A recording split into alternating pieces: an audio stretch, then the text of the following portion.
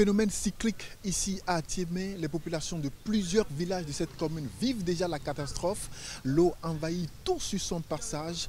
Avec désolation, certains nous font déjà le témoignage. Ce n'est pas encore à son top niveau parce qu'il y a de cela 5 ans, ça avait débordé. Plus que ça, l'arrondissement était vraiment totalement inondé et que le CA n'arrivait même pas à travailler dedans pendant des mois.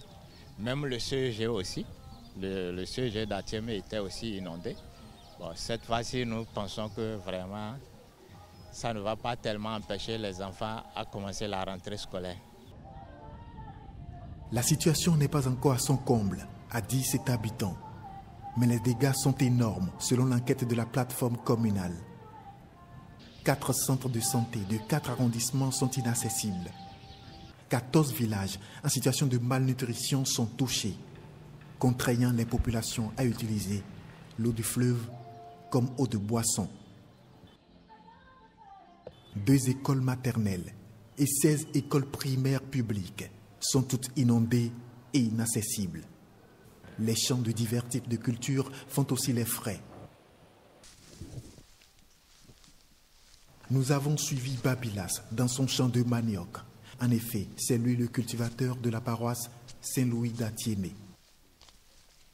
On a le débordement de l'eau et quand l'eau vient là, ça envahit tout le champ. C'est ça. Ce n'est pas uniquement ici. Quand vous allez sillonner toute la ville, vous verrez que tous les champs sont inondés. Bon. Donc les tiges, là, on achète ça avant de semer. Donc, où on va trouver encore de l'argent pour payer des tiges, pour planter. La seule alternative dans cette situation, c'est de passer à une récolte précoce pour la fabrication du gari.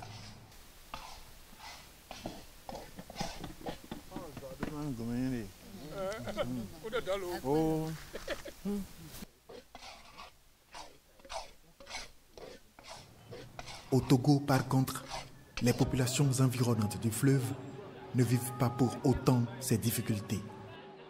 Yao et Thomas sont taxis-piroguiers. Ils transportent des passagers du Togo pour le Bénin.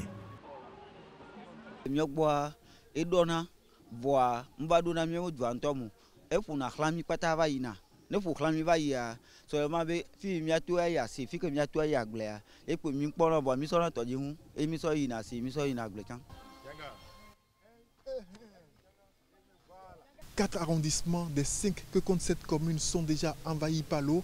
On note même un cas de décès par noyade.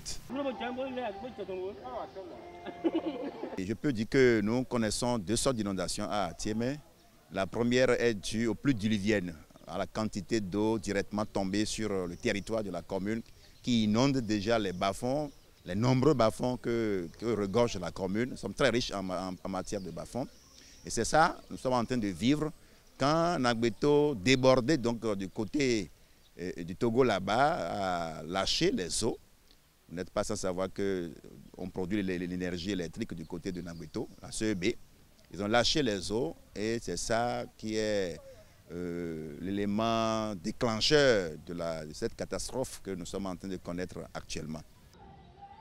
Peut-on trouver définitivement une solution à ce phénomène qui fait déjà trop de dégâts chaque fois qu'il apparaît? La montée des eaux à Nagbeto déplume les populations déjà pauvres. Un problème qui mérite maintenant attention.